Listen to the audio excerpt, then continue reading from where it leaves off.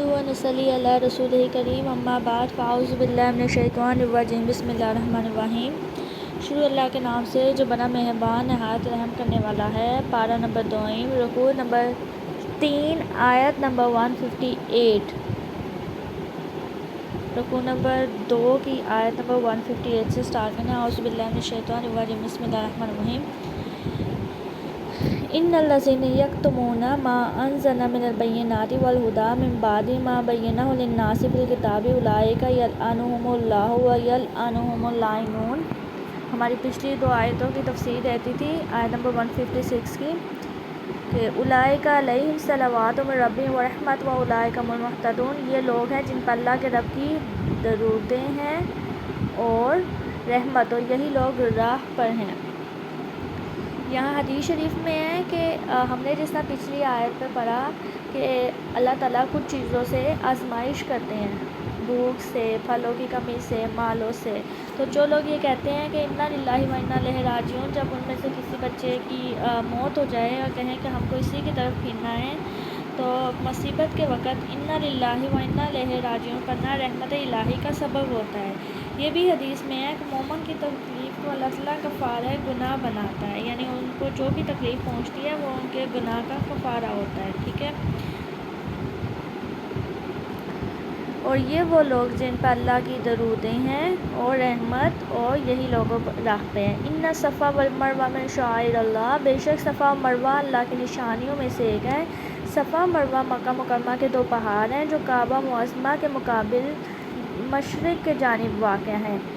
مروہ شمال کی طرف ہے اور صفا جنوب کی طرف، ٹھیک ہے۔ مروہ شمال کی طرف ہے اور صفا جنوب کی طرف ہے۔ جبل ابی قبیس کے دامن میں حضرت ہاجرہ اور حضرت اسماعیل علیہ السلام نے ان دونوں پہاڑوں کے قریب اس مقام پر جہاں چائے زمزم ہے، اللہ کے حکم سے وہاں پہ رہائش نہیں، مطلب کہ وہاں پہ ٹھہرے تھے۔ اس وقت یہ مقام جو ہے سنگلاخ بیابان تھا۔ اس کا مطلب یہ ہے کہ بہت زیادہ اجاڑ بیابان تھا، نہ یہاں پہ کوئی سبزہ تھا، نہ کوئی پانی تھا، نہ کوئی کھانے کا کوئی سامان تھا۔ اللہ کی رضا کے لیے ان مقبول مشہور بندوں نے صبر کیا تھا۔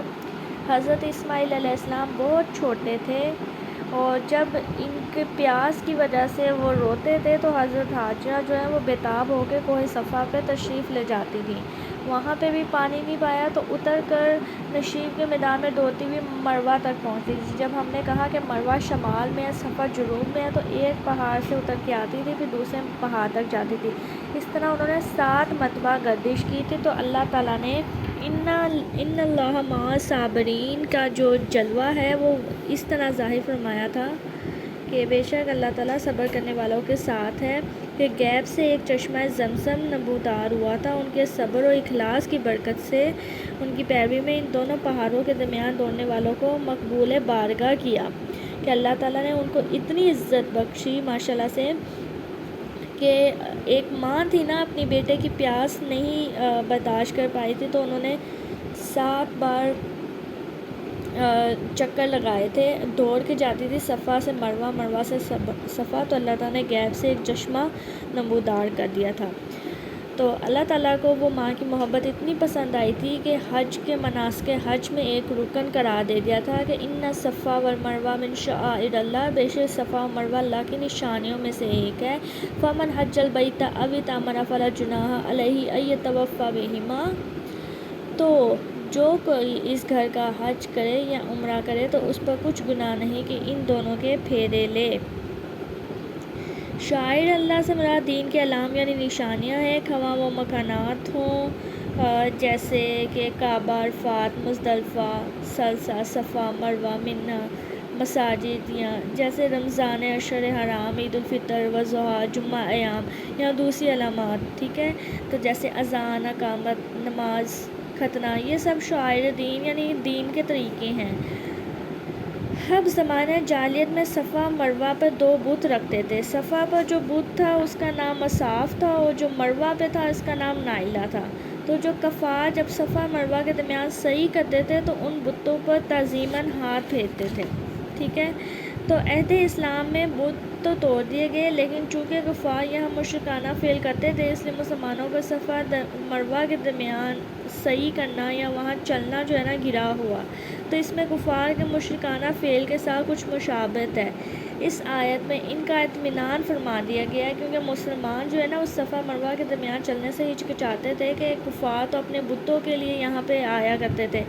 تو اللہ تعالیٰ نے اس آیت میں اس کا اطمینان فرمایا ہے کہ چونکہ تمہاری نیت خالص اللہ کی عبادت کے لیے ہے، وہ تمہیں اندیشہ جو ہے مشابہت نہیں ہے، جس طرح کعبہ کے اندر زمانہ جاہلیت میں کفار نے بت بنا رکھے تھے، اب عہد اسلام میں بت اٹھا دیے گئے ہیں، وہ کعبہ شریف کا طواف درست رہا ہے اور شعائر دین میں سے رہا ہے، یعنی اللہ کے طریقوں میں سے رہا ہے، تو صفا مروہ کا اسلام کے طریقوں میں شامل ہونا جو ہے نا اس سے کوئی مسئلہ نہیں ہے۔ یعنی اب حضرت حاجر اللہ تعالیٰ کی محبت میں اللہ تعالیٰ نے ان کو صفا مروہ کی جو کے درمیان جو صحیح کرنا ہے نا ان کو ان پہ شامل کر دیا تھا، اللہ تعالیٰ نے حج کے مناسک حج میں شامل کر دیا تھا۔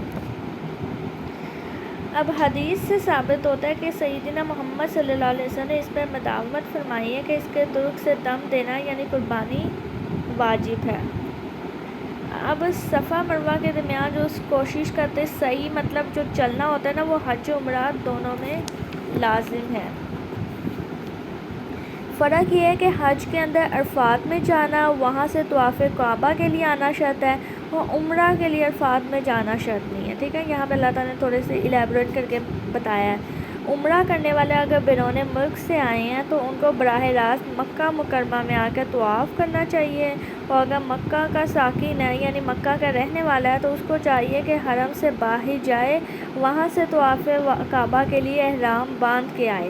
یعنی اب جو آؤٹ آف کنٹری سے آتے ہیں نا وہ تو یہیں سے احرام باندھ کے ڈائریکٹ مکہ مکرمہ جائیں گے، وہاں پہ طواف کریں گے، لیکن جو کوئی مکہ کا ہی رہنے والا ہے نا اس کو پہلے مکہ سے باہر جانا چاہیے، وہاں جا کے احرام باندھے اور پھر آئے طواف کعبہ کے لیے۔ حج و عمرے میں ایک فرق یہ بھی ہے کہ حج سال میں ایک ہی مرتبہ ہو سکتا ہے، کیونکہ عرفات میں عرفہ کے دن یعنی 9ویں ذی الحج کو ہی جانا جو حج میں شرط ہے، تو سال میں ایک ہی مرتبہ ممکن ہے۔ تو عمرہ جو ہے وہ ہر دن ہو سکتا ہے، اس کے لیے کوئی وقت معین نہیں ہے۔ اچھا، اس کے بعد ہے ہمارے پاس کہ ان الذین یکتمون ما انزلنا من البینات والہدی من بعد ما بیناہ للناس فی الکتاب، بے شک وہ جو ہماری اتاری ہوئی روشن باتوں اور ہدایت کو چھپاتے ہیں اس کے بعد کہ ہم نے کتاب میں واضح فرما چکے ہیں، اولئک یلعنہم اللہ، وہی لوگ ہیں کہ لعنت کرتا ہے اللہ ان پر، ویلعنہم اللاعنون، اور لعنت کرتے ہیں ان پر لعنت کرنے والے۔ اس آیت میں اللہ تعالیٰ نے یہ بتایا ہے کہ ان علماء یہود کی شان میں نازل ہوئی ہے جو سید عالم صلی اللہ علیہ وسلم کی نعت شریف اور آیت رجم و توریت کے دوسرے احکام کو چھپایا کرتے تھے۔ اب علوم دین کا اظہار جو ہے نا وہ ہم پہ فرض ہے، ٹھیک ہے۔ تو جو لوگ اللہ تعالیٰ کے ہدایات کو چھپاتے تھے ان پہ لعنت دی گئی ہے۔ لعنت کرنے والوں سے ملائکہ مومنین مراد ہے کہ اللہ تعالیٰ کے تمام بندے ان پہ لعنت کرتے ہیں۔ الا الذین تابوا واصلحوا وبینوا فاولئک اتوب علیہم، مگر وہ جو توبہ کر لیں اور اصلاح کر لیں، وبینوا فاولئک اتوب علیہم، اور بیان کر دے جسے وہ چھپاتے رہے ہیں، تو وہی لوگ ہیں کہ میں توبہ قبول کرتا ہوں، وانا التواب الرحیم، اور میں ہی توبہ قبول کرنے والا نہایت مہربان ہوں۔